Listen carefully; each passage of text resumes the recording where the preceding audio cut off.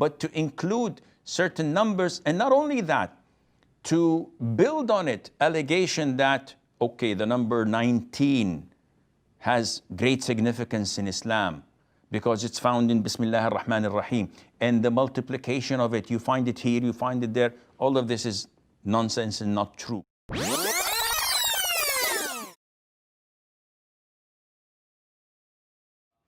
Aqib says, is it correct to believe in the numerical or other such miracles of the Quran? For example, the ayah in chapter 39, which talks about pregnancy, has 39 letters, and it takes approximately for women to give birth. What is the ruling on this type of deductions from the Quran?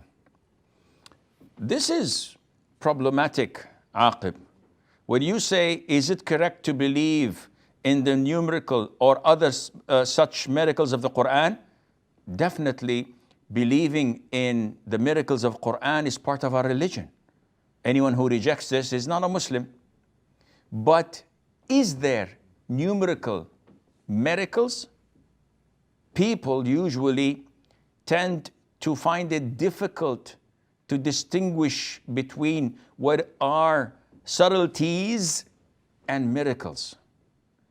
Any person who compiles or writes a book can insert in that book a certain number of things and then claim afterwards that this is miraculous, which is not. This is not the type of miracles that the Quran contains, first of all. Second of all, people have gone so deep in this that they started making up things according to their whims and desires.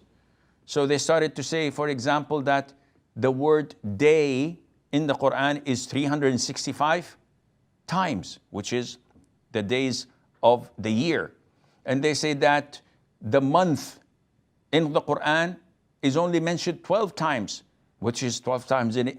And all of this is bogus, is not true, because they selected the words that refers to day and neglected other days. And they did not include it because it did not fit the 365 days of theirs. Likewise, in the case of seeking refuge from the shaitan. Likewise, in the mentioning of the heaven and hell, the angels and the devils, all of these are bogus and not true. The miracles found in the Quran is what Allah challenged people to try and manufacture something like it, which nobody could.